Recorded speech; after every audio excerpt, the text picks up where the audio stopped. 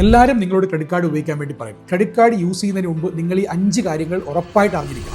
നിങ്ങൾ credit card use ചെയ്യുന്നതിന് മുമ്പ് അടുത്ത മാസം നിങ്ങൾക്ക് ഇത് റീപേ ചെയ്യാൻ പറ്റുമെന്ന് ഉറപ്പ് വരുത്തിയ ശേഷം മാത്രം ക്രെഡിറ്റ് കാർഡ് യൂസ് ചെയ്യാം. പല ക്രെഡിറ്റ് കാർഡുകൾക്കും മാക്സിമം ഇൻട്രസ്റ്റ് 45% വരെ വരുന്നുണ്ട്. അതുകൊണ്ട് തന്നെ നിങ്ങൾക്ക് പ്രോപ്പറായിട്ട് ഓൺ ടൈം ഇത് പേ ചെയ്യാൻ പറ്റിയില്ലെങ്കിൽ ഈ ഒരു ക്രെഡിറ്റ് കാർഡ് ട്രാൻസാക്ഷൻ നിങ്ങളെ വലിയൊരു കടക്കടിയിലേക്ക് തള്ളിവിടാം. രണ്ടാമതായി, നിങ്ങൾ ക്രെഡിറ്റ് കാർഡ് എടുത്തു കഴിഞ്ഞാൽ ആദ്യം ചെയ്യേണ്ടത് ഓട്ടോ പേ എന്നുള്ള സെറ്റിംഗ്സ് എനേബിൾ ചെയ്യുക എന്നുള്ളതാണ്. അതായത് ഇൻ കേസ് നിങ്ങളൊരു പേയ്മെന്റ് മറന്നാൽ പോലും ഓട്ടോമാറ്റിക് ആയിട്ട് ഓട്ടോ പേ ഫെസിലിറ്റി യൂസ് ചെയ്തിട്ട് ക്രെഡിറ്റ് കാർഡിന്റെ ബില്ല് അടച്ചു പോകുന്നതാണ്. ഇത് നിങ്ങൾക്ക് അനാവശ്യമായിട്ടുള്ള ഫൈനും ഇൻട്രസ്റ്റ് റേറ്റും കുറയ്ക്കും. ഇനി മൂന്നാമത്തതാണ്, ഒരിക്കലും നിങ്ങൾ ക്രെഡിറ്റ് കാർഡ് യൂസ് ചെയ്തിട്ട് ക്യാഷ് വിത്ഡ്രോ ചെയ്യാൻ പാടില്ല. ക്രെഡിറ്റ് കാർഡ് ഒരിക്കലും ക്യാഷ് വിത്ഡ്രോ ചെയ്യാൻ വേണ്ടിയുള്ള ഒരു ടൂൾ അല്ല.